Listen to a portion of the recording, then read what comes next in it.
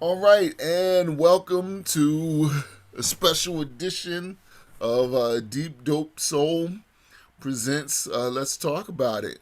And originally, the plan was for me to start doing the talk show Let's Talk About It on the other side of the Martin Luther King holiday weekend. However, I turned on my TV this afternoon and the whole DC Capitals being taken over. And thanks to my good friend Paige Vaccaro, we kind of came together and said, you know what? Maybe we need to do a panel talk show tonight. And I'm laughing because this was my, for people who are watching this on Facebook and on Zoom, this was my shocked face. That's how shocked I was by the events that happened today. But it's not about me. I have a great panel. I have some more people who are supposed to be coming on. But right now, I want you to help me welcome Steve Young from the South Jersey chapter of the National Action Network and the Peacekeepers. How you doing, sir? I'm doing fine, sir. How's your listening audience? Peace to everyone. I hope everyone is in good health and good peace, because definitely we need it after what happened in Washington today. Yes, and you know me, I need you to keep me tethered because my attitude in these situations is always extreme and no nonsense. So I need you to, offer some faith and some hope. Um, Also on the line with us, on the Zoom call with us, she was my former fearless leader. She'll always be my fearless leader. Her name is Vanessa Maria-Graber, and she is a long time veteran of the media. I don't even know what she's doing these days. Introduce yourself to other people what you're doing these days in the media. Hello, nice to see you and talk with you again. We used to have a lot of good conversations, long conversations about Trump in the last 4 years. So it's only fitting that we will be here once again talking about today's events.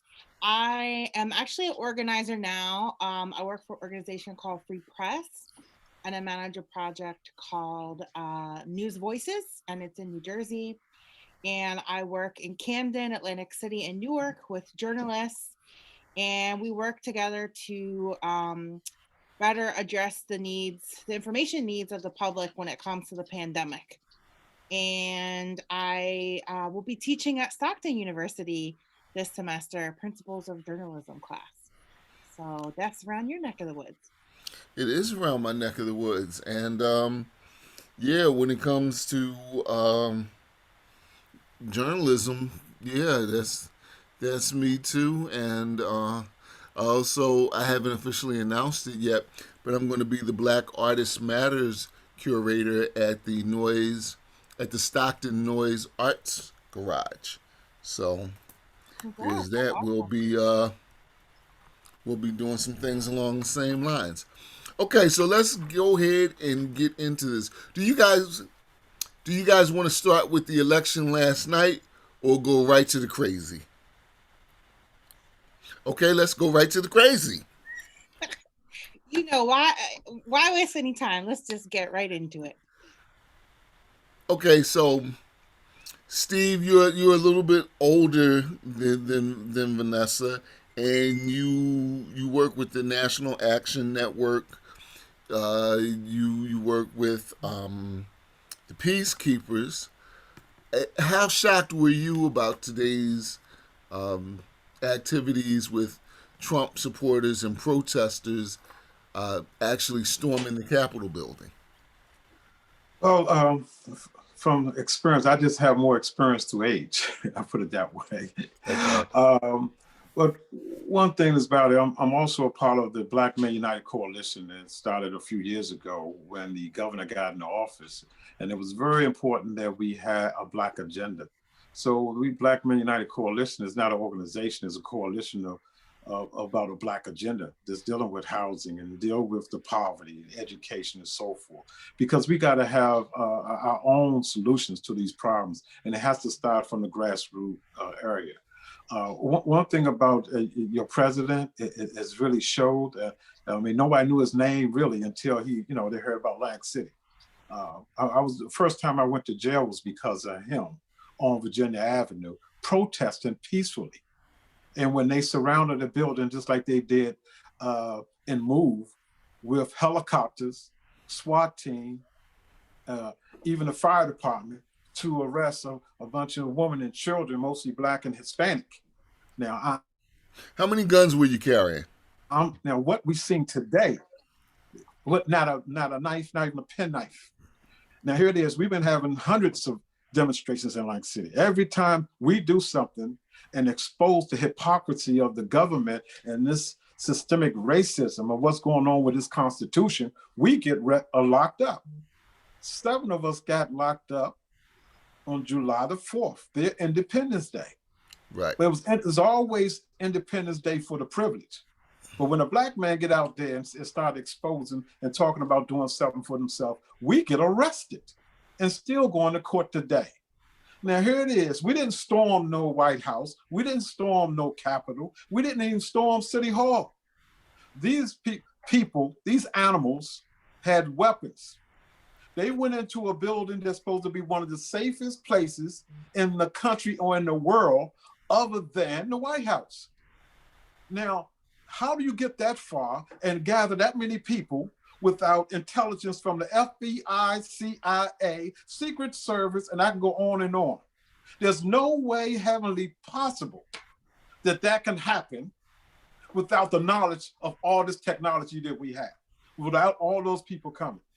So it's very hypocritical for a country to label Black people as the looters, as the killers, as the shooters, and you see terrorism right here in this country in Washington, D.C. today. Oh, okay. I'm going to ask you to hold that thought, and I'm going to leave you with another thought to percolate on while I talk to Vanessa. Now, it's just like you said about, everything that they were able to get done without anybody saying boo, you and calling Black people terrorists. By this time next week, the same people who are on both sides, the liberal Democrats and the Republicans, will be the first people to tell us, well, that thing where the Capitol building, that event where the Capitol building got stormed by Trump protesters, that was in the past. We got to look forward now. So that's exactly what they're going to say. Vanessa, what were your thoughts? So what are your thoughts? Well, at Free Press, one of the things that my colleagues do is they very closely monitor hate speech and the incitement of violence and organizing on behalf of white supremacists. And they urge platforms like Twitter and Facebook to take that content down and enforce its own rules. This has been especially difficult on Twitter, right? And it wasn't until recently that Twitter started more forcefully tagging or taking down the president's content as it relates to disinformation around the election. But the reality is this disinformation, especially from QAnon influencers, has been flowing pretty freely on these platforms for the last 8 or 9 years. And we know that started with the birther movement and Pizzagate and all these other things. So what happened today is not even a culmination of events, but one in a series of many events that have transpired from these groups that have been organizing.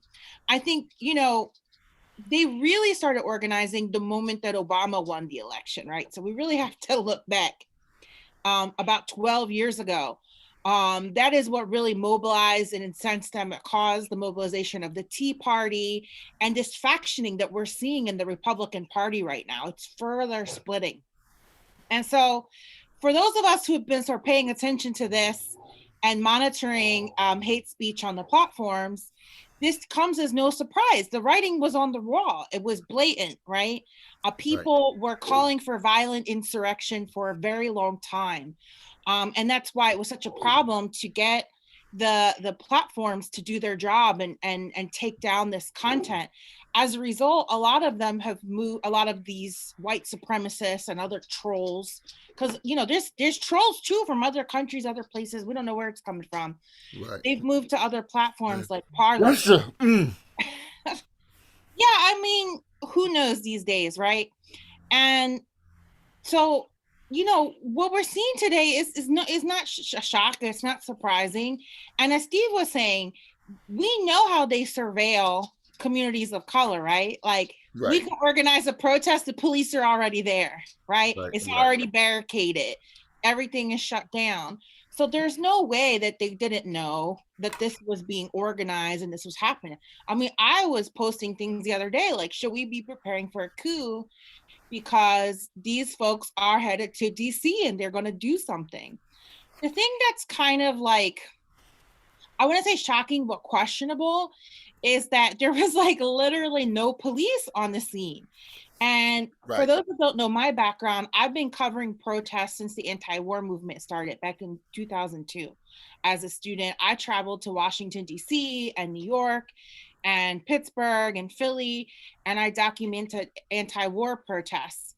Not too long before that was the International Monetary Fund and World Bank protests in Seattle. So I would argue it's not just if people of color approach. Obviously, yes, if Black and brown people were there, undocumented people there, they would have been shot dead, right? Yes. But we also have seen this when white people on the left have mobilized with the Occupy movement, with even as recently as 2016 in Philadelphia during the DNC protests. There were mass arrests. There was a lot of violence. We've seen that with the more multiracial Black Lives Matter protests that have exploded across the country. We've seen that with the environmental movement, anti-fracking protests. So pretty much anybody that's not a white supremacist, right? And someone who doesn't support globalization and capitalism has not been allowed to exercise their First Amendment rights, not peacefully, not engaging in a nonviolent direct action, not in any form. Hundreds, if not thousands of people have gone to DC on any single event, especially 4 years ago on Inauguration Day. We saw that the DC police mass arrested and kettled in innocent protesters. Now, there were some vandalizing and doing things, but they didn't storm the Capitol building. They weren't armed. They didn't have weapons. So we are now seeing how blatant, right, the policing it is, right? Like how racialized it is, but it's also politicized too, because had white leftists also gone there, during the Occupy movement, there was occupation in Washington, D.C. as well. They had 2 encampment sites, which I visited. And the police were just monstrous. They were very violent and abusive. These were people that weren't even really protesting the government, but protesting the banks, right? And the mortgage fraud that had caused so many foreclosures. And yet they were met with violence and arrests. And during these inauguration protests, tons and tons of very severe federal prosecutions, trying to give people the maximum penalty for protesting, and also applying charges of domestic terrorism and inciting riots and all types of crazy stuff. And you're seeing Black Lives Matter protesters being federally prosecuted all across the country, including in Philadelphia, for similar charges. So the fact that the police did not stop people, they did not barricade them, we didn't see militarized police, they didn't tear gas them, they didn't use rubber bullets, they didn't do none of that. We know that the police were either told to stand down or they're with them, because we know in the crowd they had tons and tons of Blue Lives Matter, Back to Blue flags. And I saw images, I was watching live, where the police opened up the barricades and let them in, right? So, and I'm sure that there was police and military people in that crowd as well, because we've already seen members of the police and military are members of white supremacist groups. And also I'll put in there Border Patrol and ICE agents who just very flagrantly also post hateful, evil stuff on social media. So all these things, to someone like me who's paying attention, it's not a surprise. The real question is, what are we going to do about it? These people are not going away. Even when Biden gets elected, there's still going to be a problem. They're still going to be agitating. And I suspect they'll continue to escalate things. Steve, Yes. first of all, thank you, Vanessa, because I co-sign everything that you said. Um, I'm going to assume that you're not going to argue with anything she said. Just one point, Okay. one major point. Okay. We've seen the manifestation of privilege. Privilege for white folks, a constitution privilege for white folks and not black and brown. To say that they have freedom to move wherever they want and take over a government, and to a grievance against the government if they don't agree with it that way. And we've been doing it peacefully and had to get permits sometimes and then had to ask permission and did it peacefully every time for over 400 something years that we've been here. And then to see white folks just walk through the place. I mean, that is white privilege at its core. So it's saying that the Constitution is mainly to protect them and not us. And it has been shown in the streets of America with all the shooting of unarmed black people. And you see mostly the white system that protects them, not being charged for murder, not being even locked up, not even, I mean, the federal government don't even charge them. But yet when it comes to us doing it the way they doing it, it's a whole different scenario. And to use government funds to block us from the freedom of assembly and speech, all that military equipment they use on us, the shields, the vests, the cameras, the vehicles. But yet when it comes to them not even being seen, they showed us and they showed the world about white privilege and the Constitution for them. Did we really expect them to bring out the National Guard and them to start shooting their own family members? Did we really expect that to happen?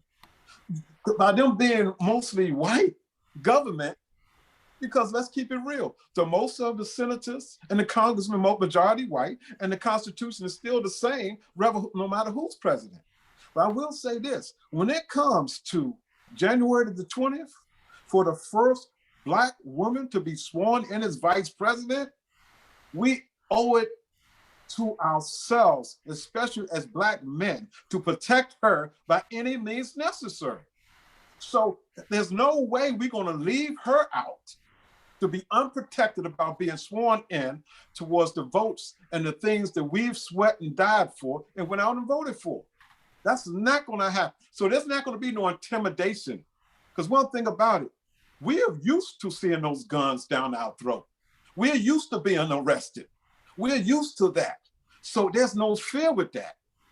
So for this country to allow the world to see them hold a whole Congress and whole Senate that was just voted in hostage, if you can't protect your leadership that you use your constitutional freedom to vote for, then how can they protect us? See, everybody felt what we've been feeling all the time in our black communities. We've been under siege by the military and the police. We've been under this type of pressure and arrested for just walking while black. We've been going through that for years. But yet, they right there in Washington, D.C., the Capitol. If you can, this military goes throughout the country throughout the world and protects people from this and protects third world countries against this type of coup. But you couldn't protect your own? There's a serious problem with that. But we're not going to tolerate it no more. That's not going to happen. Okay, Vanessa, my question is, do you think the military and police, by not acting, and by acting slow when they did act, was in some way sending a message? Yeah, then the same message they sent when they came to occupy our neighborhoods, right? And my neighborhood in Philly was occupied by the National Guard 2 times, without hesitation, they called them in and they were there for weeks. So I think that it sends a very clear message. They're complicit in this. That military protection is not for us. And I'm sorry, Stephen, but I would argue the US military does not go to other countries to protect citizens. They go to protect the interests of the billionaires and the elites so they can extract resources from many of these countries. We start coups in other countries, especially in Latin America. Our colonization still exists. Puerto Rico or my family, we're colonized. We're under military occupation. We were for years, with the bombings in Vieques. So we don't view the military the same way. I've never trusted the US military. I've always been anti-war. I've never been pro-military. I respect veterans and honor them for their service. But when has the military actually served as peacekeepers anywhere? I mean, millions of people in our entire existence have died at the expense of US foreign wars, invasions, and US backed coups. I mean, that is well known. CIA infiltration in foreign governments is a fact. It's happening right now. So why would I expect that the military is going to protect us? It's no different. They're protecting their own interests. The democracy does not serve us. It serves the people in power. It serves white people. And that's because our foundation is based on genocide and white supremacy and the capitalist system that's exploitative. And they're going to continue to protect those interests as long as that foundation is there. If you're just tuning in, you are listening to or watching Deep Dope Souls, a presentation of Let's Talk About It, the DC Takeover Edition. I think ultimately, okay. I was going to say, a lot of times, and this is what's been going on in our communities and others, certain politicians been in a comfort zone for so long. And one thing I can say about the media, it has made us look like the animal. The media can either make you or break you. And we, in our communities, we don't control the newspapers. We don't control the TV station or the radios because we don't have any. And the reason why, because that information of giving knowledge of what she just spoke about and others, we don't get that. So we got to get another speaking of how news is. And that's one thing Donald Trump used. He used the media to his best interest, even social media, when it comes to tweeting. And he's still doing it right now as we speak. So to tell people, remember the statement, stand by, stand by. That came from the President of the United States. Stand by. What did he mean to the Proud Boys? What did he mean to all those people that was out there? Stand by to go out there today. That's what he meant. And to take over a government. Anybody else in that leadership position, a commander-in-chief of this nation, would have been arrested immediately. Immediately. It took a Black woman to say, the mayor of Washington, D.C., to say, curfew.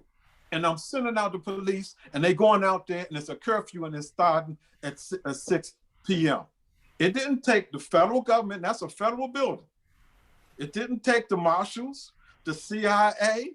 It didn't take none of that. It took a Black woman in Washington, D.C., the mayor, to do that. Why did that have to happen that way? Okay, Steve, this is where you and I are going to butt heads for a second. Yeah, please, bring it. With all due respect, I am over trying to protect Black faces that are not serious.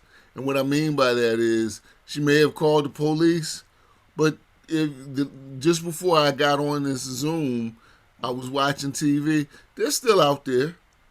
Yeah. They're still out there. So she may have called the police, but they're not serious about doing Arresting. anything to stop it.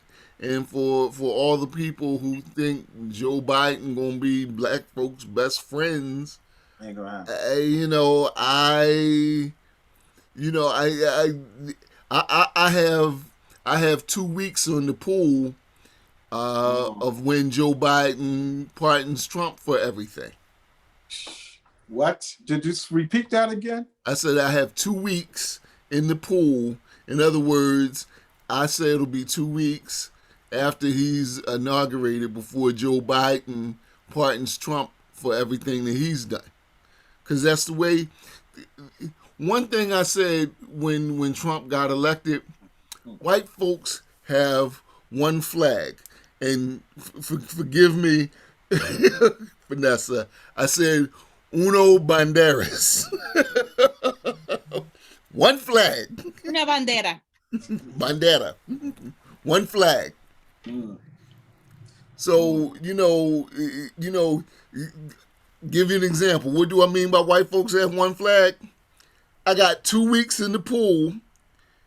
By the time Trump is out of office, before our white friends start saying, well, what's up with that Farrakhan guy again? Now, as long as Trump was in office, of course, they couldn't say anything about Farrakhan because Trump made Farrakhan look like Mary Poppins. But I have 2 weeks that he's out of office before white folks start complaining about Farrakhan again. Well, all that depends on the people. See, one thing about we need to educate our people on voting. See, you have a responsibility the day after vote to hold people accountable to do things. Now, we just going to vote for one. To the choir right now. We're just going to vote for one day and just vote for president or vote for vice president or just vote for a legislator, and then I think that's it. We got another thing coming. It's your responsibility as that single voter to carry out that vote and get knowledgeable of what the laws are in the area you are, in the cities you are, or you're being very irresponsible as a voter. And that's one thing we have been as Black folks. People have been taking advantage of our vote too long, and we have not been following up and making an example out of them when they don't.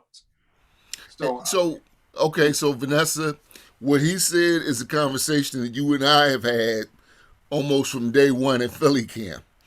You know, people who know me know that I will say black people's votes can be bought for not cold watermelon and hot chicken, but hot watermelon and cold chicken. That's how cheap our vote is. How do we? I won't even say how do we start to get other black people to understand that today or on Inauguration Day is not the day to go to D.C. and do the electric slide. It's the day to start holding Joe Biden and Kamala Harris accountable for what they're able to pass with 2 houses of Congress. Yeah, I mean, I feel you because look who was talking right as everything went down, right? Ted Cruz, a Latino, right? We don't claim him. He's not with us. You don't? He's not with us. I didn't know. Right? But he's Cuban. He's a Latino, right? So, and unfortunately, about 30%-ish, not the case in Philly, New Jersey, or Pennsylvania, but in other states like Texas and Arizona and Florida, about 30% of Latinos voted for Trump. So we're in the same kind of like push-pull. I'm Puerto Rican within our own community. There's people already like, oh, Joe Biden's going to bring us statehood, right? And then those of us are like, no, we don't want statehood. We want independence. So there's always going to be that, political and philosophical tension within your own group, right? Like not everybody has the same political opinions. But there has to be some things we could all get behind where we really need to work together on, right? And I think that we really need to remember there's a pandemic, right? And that Latinos and Black people, we're the ones getting COVID the most, and we don't have access to healthcare, and they're not going to give us access to the vaccine. They've already outlawed in some states vaccines to be given out to undocumented people, or in places where undocumented people work, like meat packing warehouses. So, you know, that's a thing that shouldn't really divide us among political lines, right? Like we need to advocate for workers, right? We need to advocate for better wages. We need to advocate for housing. There's about to be an eviction crisis that's going to hit us like a tsunami. Yes. Over Unemployment. 19 million people. Right. There's jobs that are never coming back. There's people Yes. that are unemployed and they're not going to be able to return to work unless something dramatic happens. We need to put some of these other issues aside and stop the infighting. This is the time where we really need to advocate on those core things. And it really needs to be a multiracial movement, because there's poor white folks out there too. There's indigenous people that are suffering on those reservations, living really badly. There's Asian people being discriminated against and treated badly as well. So, you know, that's what I'm really trying to do is organize people for these basic human rights, you know, healthcare, education, jobs, and then, you know, this environmental piece too, right? Like if we think there's chaos unfolding now, imagine if more wildfires, earthquakes, and hurricanes hit us in the same way that they've devastated states like California and Puerto Rico after Hurricane Maria. I mean, this battle over resources really will play out among racialized, because guess who's hoarding guns and supplies and all of that? Those crazy white people that were storming the Capitol, right? They're prepping. They're taking control of all these things. The thing that was sold, the product that was sold the most in the month of June in 2020 was guns, right? 3.9 million guns were sold in June of 2020. And who do you think has most of those guns? At least the legal ones, right? We know there's lots of illegal guns on the street. But these things are happening, right? Regardless of what's happening with the election fraud and Trump being part, we need to move on from those things. I'm not fixated on that. There's people that don't have food to eat. They don't have houses. They're going to be kicked out of their houses. There's no income.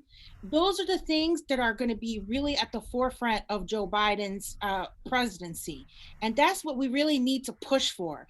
We need those things. We do need to hold him accountable. That is why, you know, I went and got out the vote. I didn't tell people who to vote for. It was nonpartisan, but we gave people information. We helped get those mail-in ballots. We delivered the Latino vote. We did what we had to do.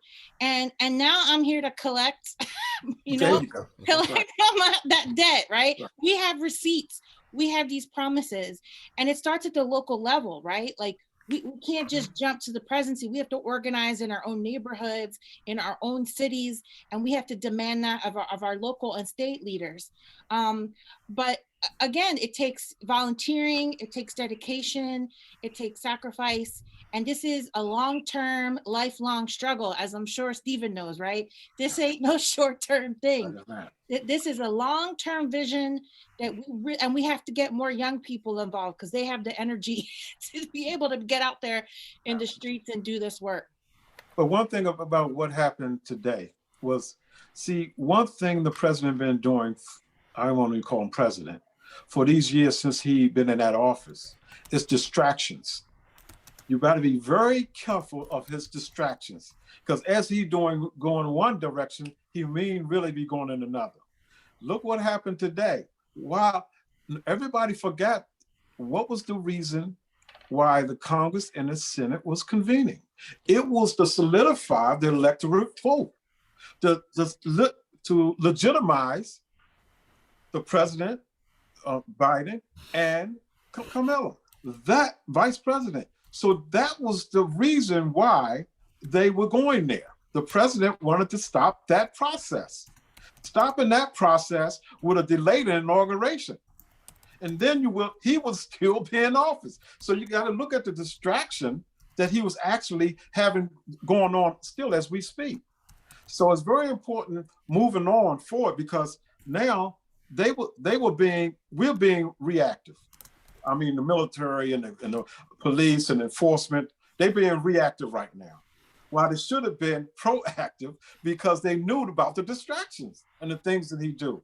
But what we need to do is concentrate, like you said, what are we going to do about it? And one of the things we're saying what we need to do about it is hold your elected officials, whether it's municipal, county, a state, or federal, accountable. Because some of them that was in that capital is now too afraid to even keep the job. I mean, can you blame them to be held? If it was your uncle or somebody in there, you know, to be held like that in the building like that, and you don't know whether they're dead or alive. That's key right now, you know. So yeah, I mean, the distraction of him being fixated on this election fraud.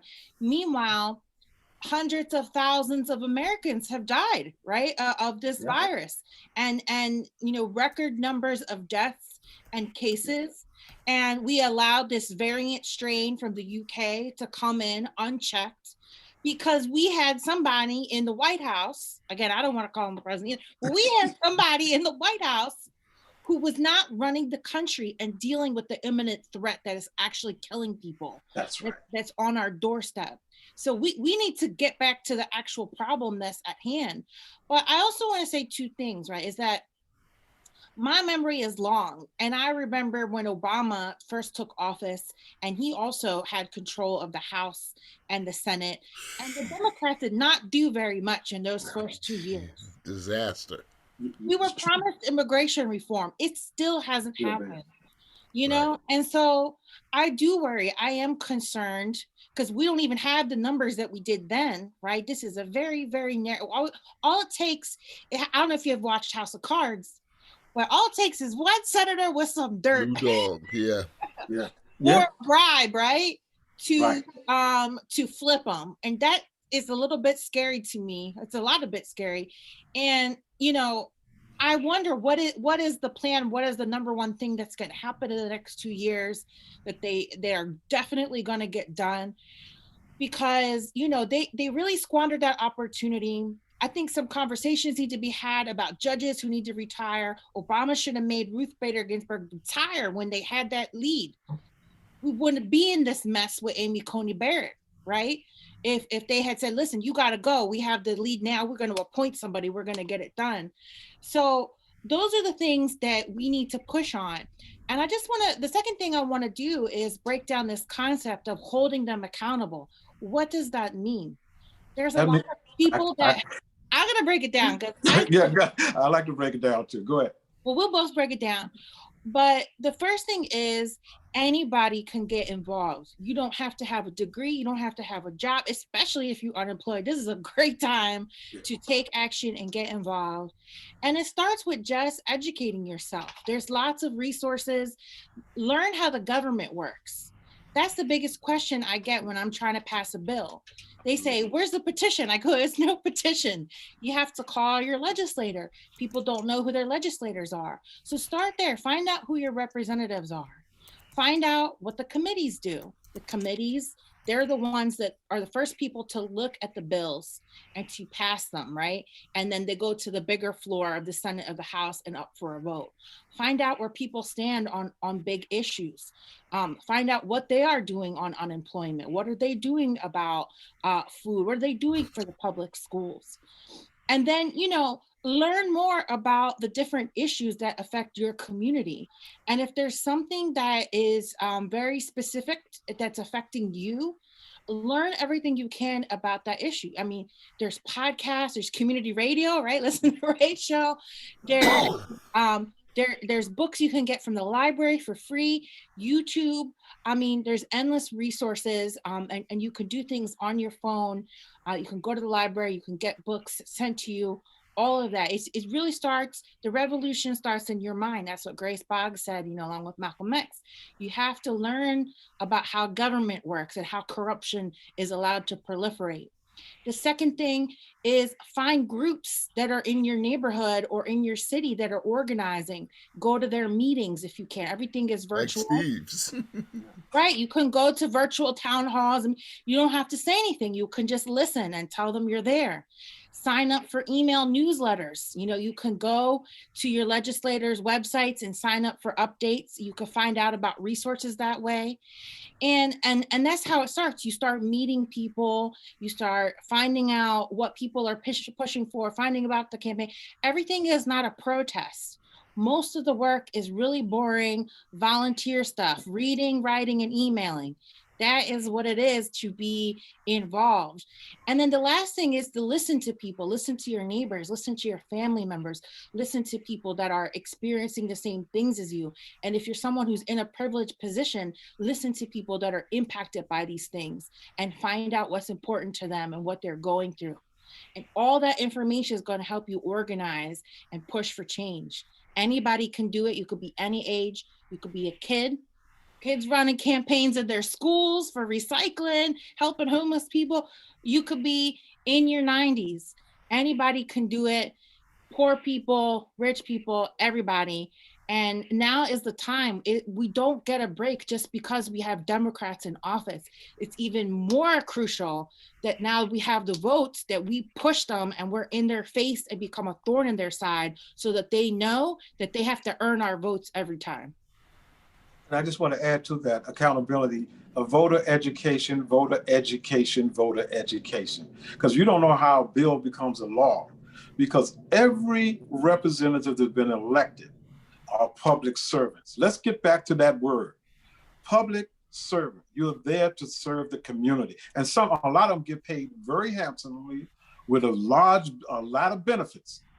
So to hold them accountable, we have to be engaged, but we have to educate them first on how a bill becomes a law and how it affects them. Because a lot of people just don't want to hear nothing unless if they're hungry and they need something to eat. They don't want to hear about voting. They want to hear about how I'm going to get something on that table right now. So certain things affect certain people, and we got to let them know and educate them that food that you're eating right now, especially since the pandemic, that food is coming from your tax money, because those food deserts, most of those nonprofits and all that food has been given away, is coming from government subsidy. You have a president that's living in the projects, public housing, but yet he say he's the richest person in the world. But that is public housing. That housing belongs to the people. And when you tell somebody that, they say, "Wow, that is true." So therefore, there's a certain amount of accountability that comes with it, as well as finding out what's the definition of these positions that people have. Sometimes they can do for so much. And then if you're going to elect somebody, elect them on the talents of what they're doing already. See, that's how you know somebody's a good leader, because they're following somebody that has a talent that they don't have. One thing, the reason why we created the coalition, because we know we could not do everything on our own. We must network with other organizations so we won't have to duplicate. And then we carry out these missions together. And that's how government really is supposed to be working right now. Because what happens, everybody on this earth is different. You have a different DNA, and therefore you have a different talent that was given to you by God that you must carry out. But we have to learn those who have the talent and know what their talents is. Then you know your purpose in life, and we can fulfill it. I know we get the spiritual part in it, but that overrides the politics, because the servant part, whether you Jesus, Muhammad, and Moses, they were servants. They were serving the communities, and they was down on the grassroots at where the foundation of where life actually starts. And we must educate people, like you said, on that. And the way to do that, like you said, we need more radio. We need more Raymond Tylers. We need about thousands of them. and we need more of this to get out to our public and to the community that's being affected the most, because it's nothing like not having a voice. But right now, everybody controls media. You can control media by yourself with this phone by reporting what's going on in your community and letting us see what the leadership is actually doing and how we can play a role together, whether it's a petition, whether, and marching. Let me tell you one thing about marching. It exposes the hypocrisy of what's going on. See, we don't have no TV station that we can go to and have a press conference. We have to go to the street. Dr. Martin Luther King and others did that. And I tell you, Dr. Martin Luther King is probably rolling in his grave after what he's seen, what happened today. Because he was busted in the head, locked up, just like we did have, for freedom, and still don't have it. And here it is, those that have the privilege and have the freedom was not even touched. And that shows what he was saying and years ago that the world would see right now. And we're actually seeing. So to conclude with this, everything we've seen has been prophesized that it would happen. We just got to find our role where we fit in with our talents to help carry out the mission that God put us here to do. Okay, as we roll to a close, I'm going to give you each an opportunity to make a closing statement before I make mine. So we'll go ladies first. Yes, please. Well, I just wanted to answer a question. I'll tie it all together. You asked me in the chat, why does the media always fall for Trump? Or why are they so fixated on Trump? Well, one, we have corporate controlled media, which owns most of the media market, right? We don't have independent and community radio stations. And especially in the state of New Jersey, there's been a very rapid decline of local news, right? So we have corporate controlled media dominating these narratives, and it's a business. And the reason why they gave him so much time before he was elected all the way up until now is because his ratings. It's one big reality show, right? People tune in and they watch and they make money. Look who made all this money during the elections, right? All the ads that went to media corporations. And so my job has always been to hold media accountable. That's why I've always documented social movements, because they never fairly or accurately portrayed protesters or these big global movements against racism, oppression, and capitalism.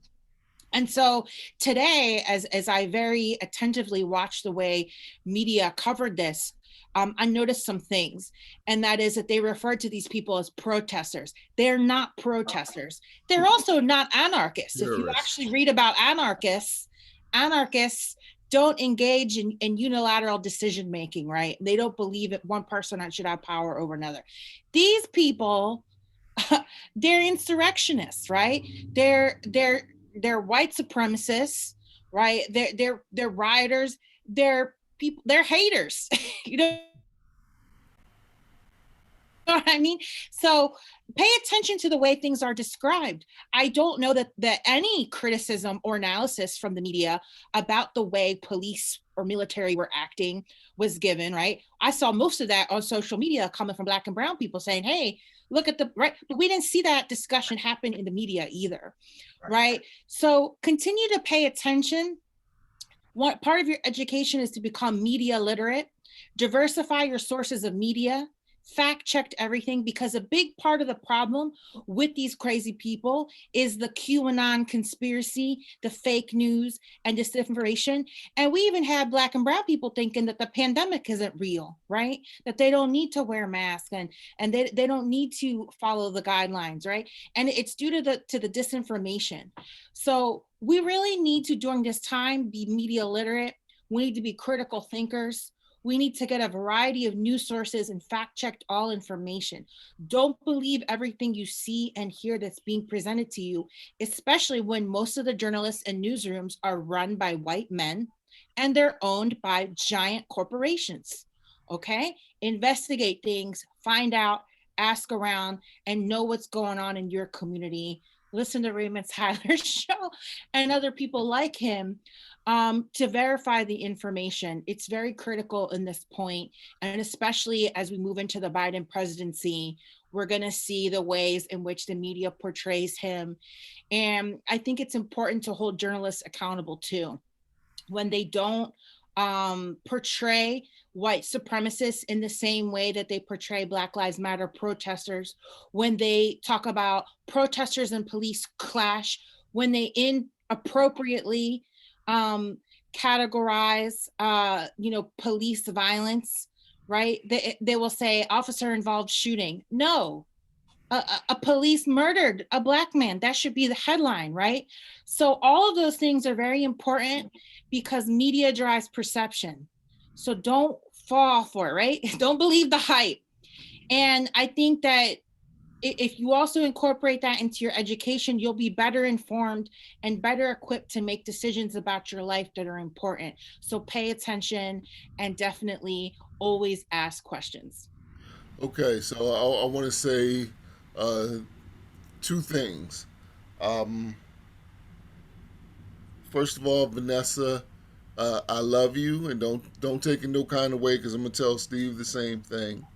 And yeah, I can't believe that you were covering the first anti-war movement because you look like you just got out of junior high school.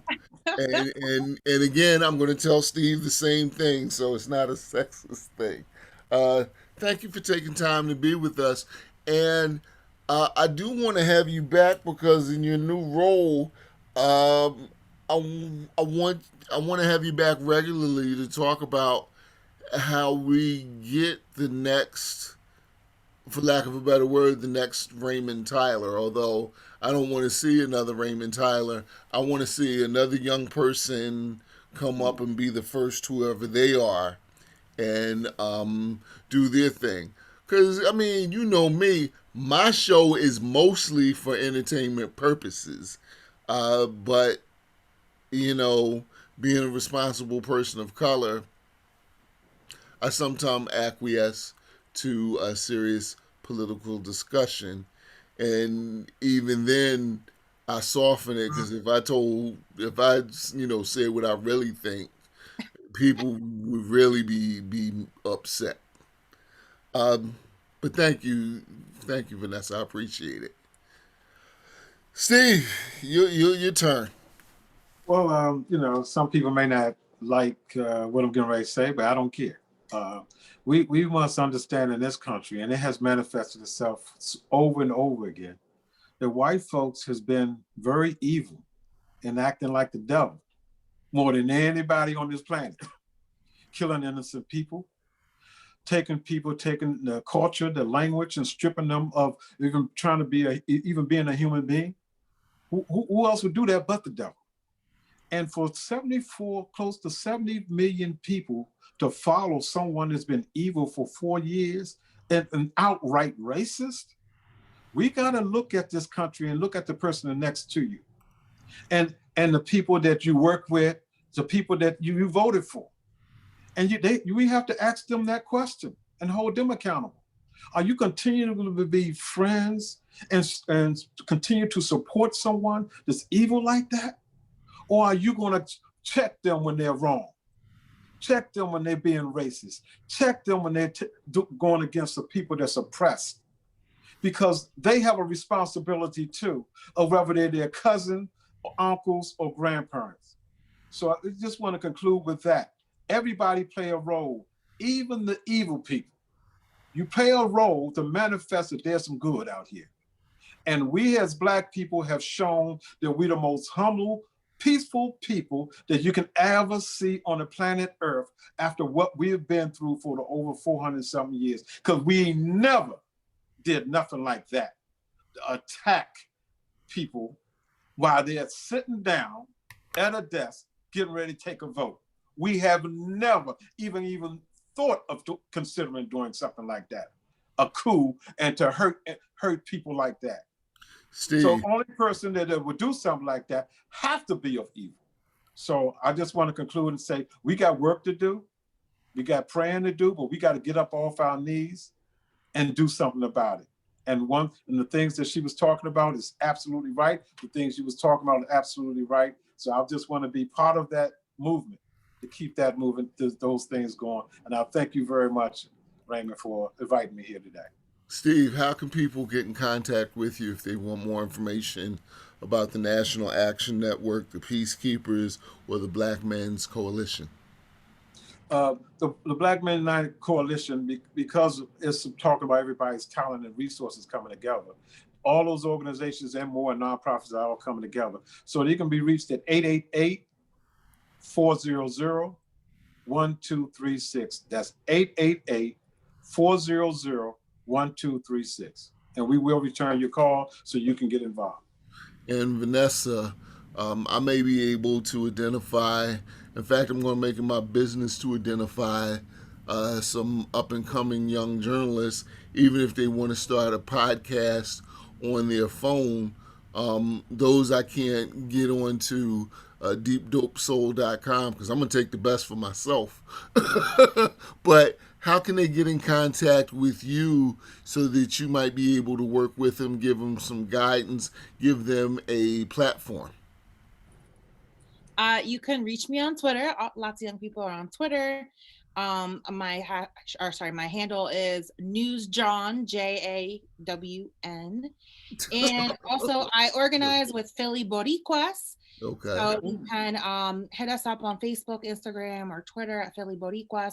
Tomorrow at 7 p.m., we're doing a Facebook Live. We have two really great guests. We felt it was important to address anti-Blackness in the Puerto Rican community. So we're going to talk about the racism. Wow. Colonized mind. We're going to get into it. So check us out. I'm hosting it along with Michael Collazo. We have two really great guests. You do not want me on that chat. That's for real. Woo! You talking about napalm right there, boy. Wow. Anti-Blackness in the Latino community. Have mercy.